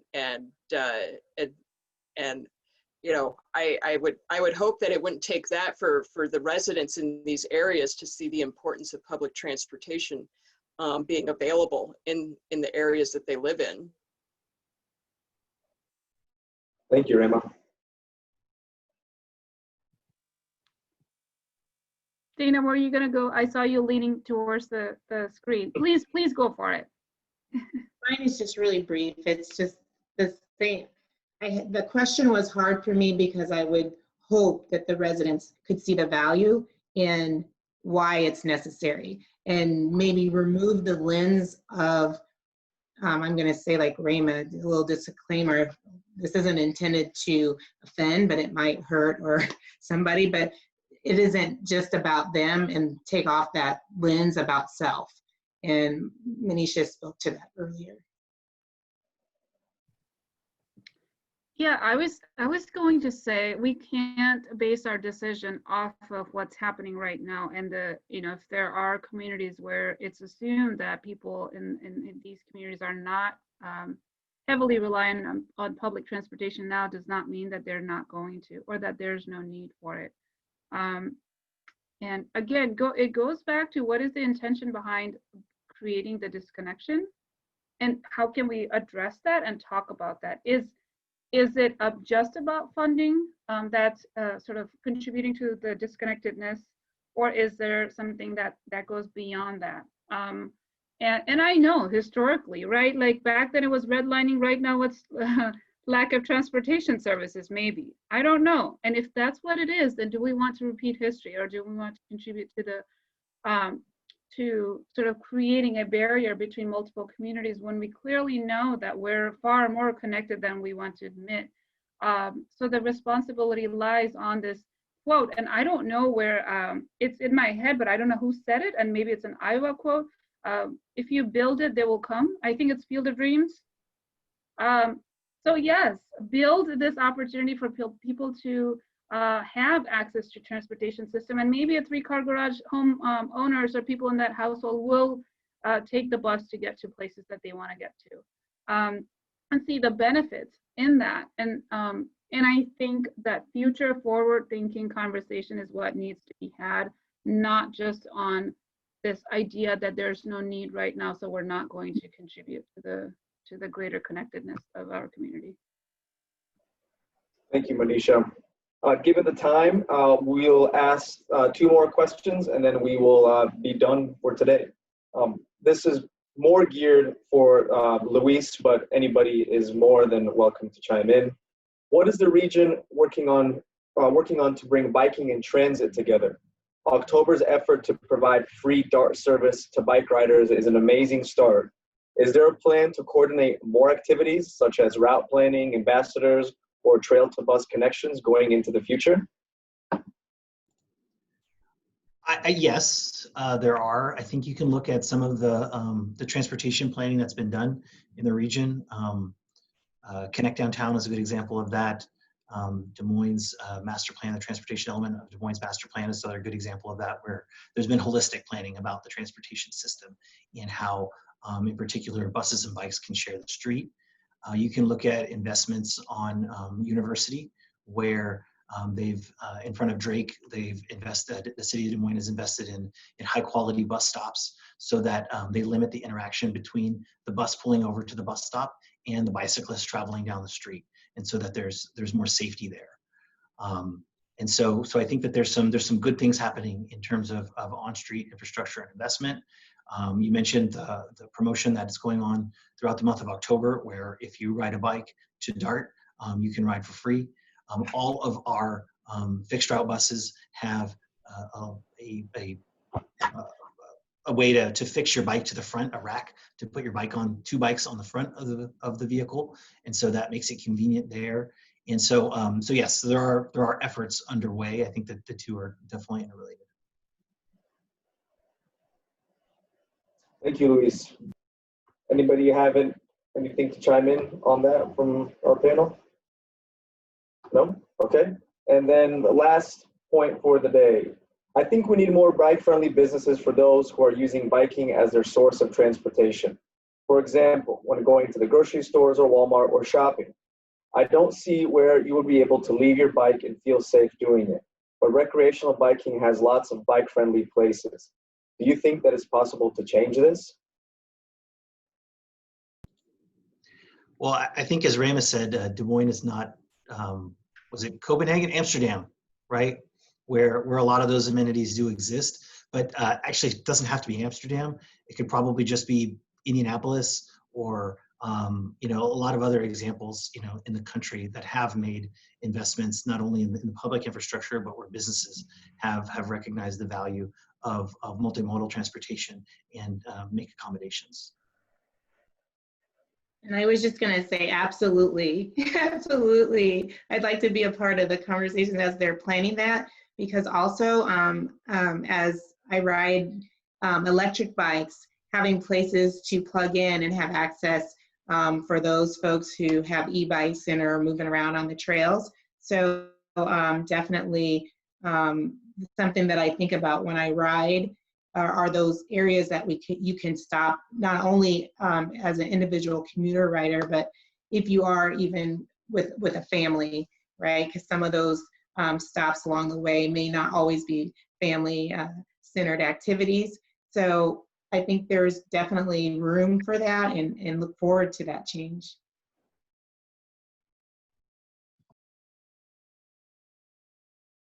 Okay, I'll take that as, oh, Manisha, go ahead.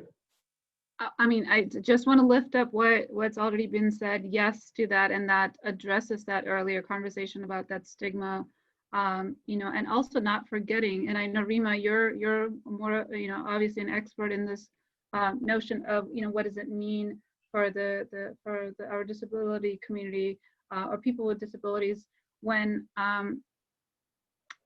sometimes the crosswalk, I don't know what it's called, the lighting system, right?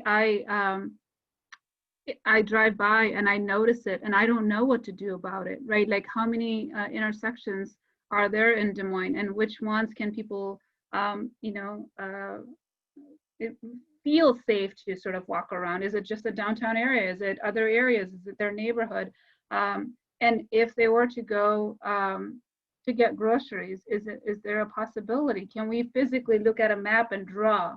You know, so starting from the basic needs and ability to get that. So maybe businesses can be behind not just the bike parking, whatever that's called, right? But also opportunities where they're making their businesses accessible to people that we often don't think about, right? And that's that equity piece that we're bringing to the subject, so that if you are, if there's that component identities, right?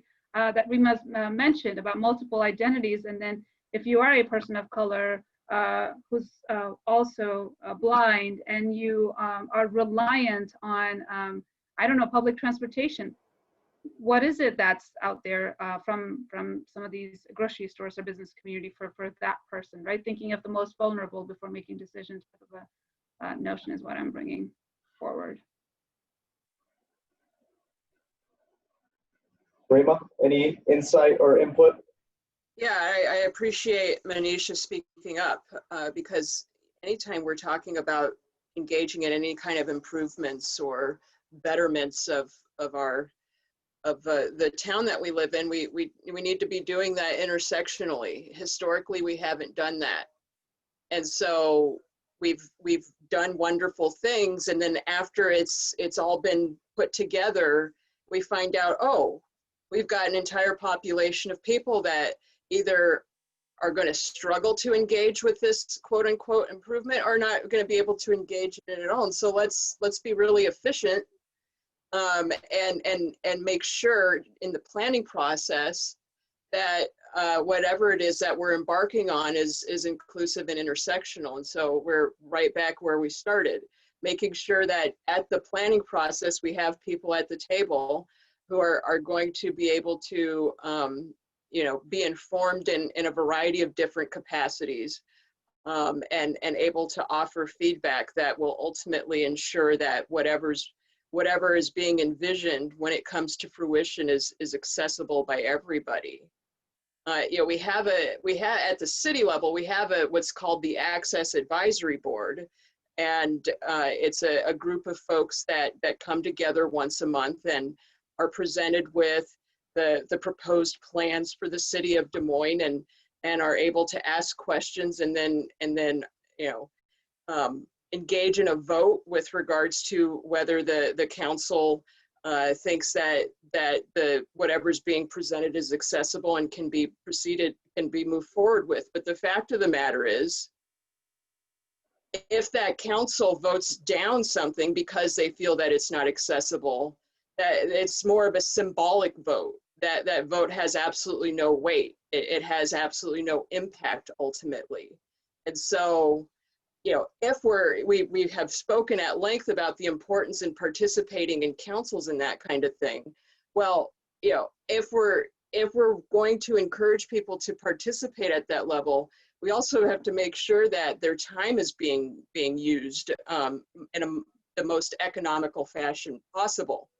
Nobody wants to invest time in a, you know, rubber stamping outlet ultimately. And so we have to make sure that if we're getting people together who have expertise and they're offering that expertise, that it's not just being shouted into a void ultimately.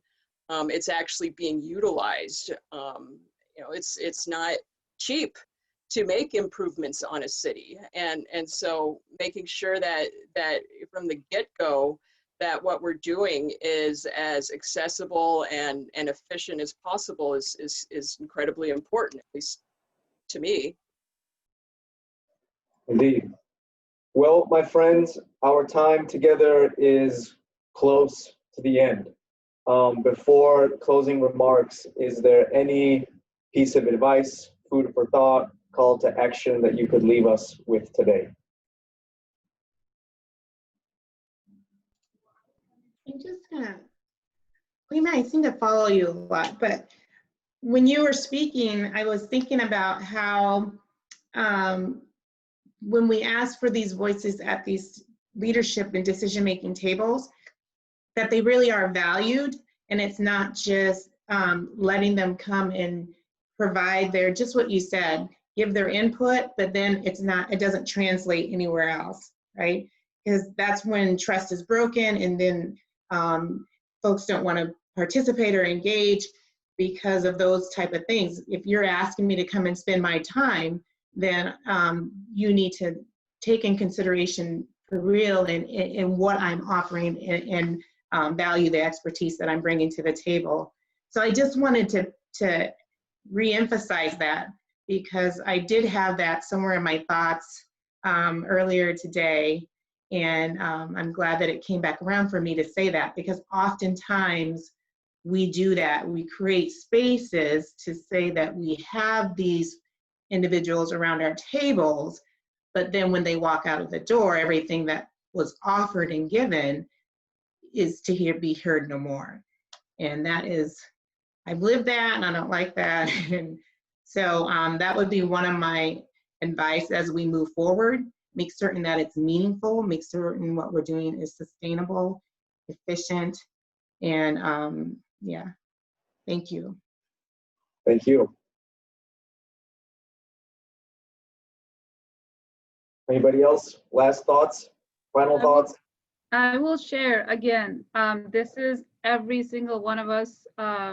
This is a community that we all live, and this is the role that every single one of us has to play. And it's going to look different, and there's going to have to be compromise at times that we're going to have to make, because we're not going to get it the way we want it. But ultimately, we definitely have to think of the long-term goal, right? And if we're talking about connecting our communities, connecting the most marginalized communities, then we've got to think about all of these groups and all of these communities, not just to speak on behalf of them, but to ensure that it's their voices in the microphone. Or I think Dana mentioned earlier, or Rima did, about give them the mic, right? And so it's a matter of being uncomfortable, where you've been that voice and now you're really saying here, you know, you speak, not just I want to speak on your behalf, or I want to give you this opportunity, but no, this is your opportunity, I'm not giving it to you. So and if we see ourselves as the key player in this role, I think we can make it happen.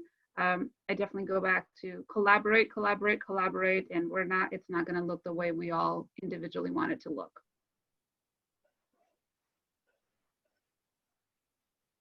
Luis or Rema? Just to say thank you for having me on, and it's been a great discussion. And I will say, well, I will show and tell. For those of you listening along, I've got a shirt on that says, "Vote like you give a duck." Duck is the mascot for CISL. So please vote by election day, today, tomorrow, next week, November 2nd, and then finally November 3rd. Thank you, everybody. And thank you, Mark, for coordinating this. This has been a wonderful conversation.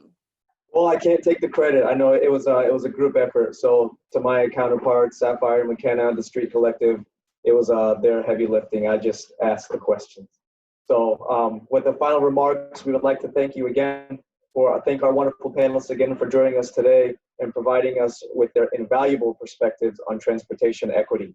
Please check out their work and continue to support these voices in our community through donations, spreading the word, and taking action.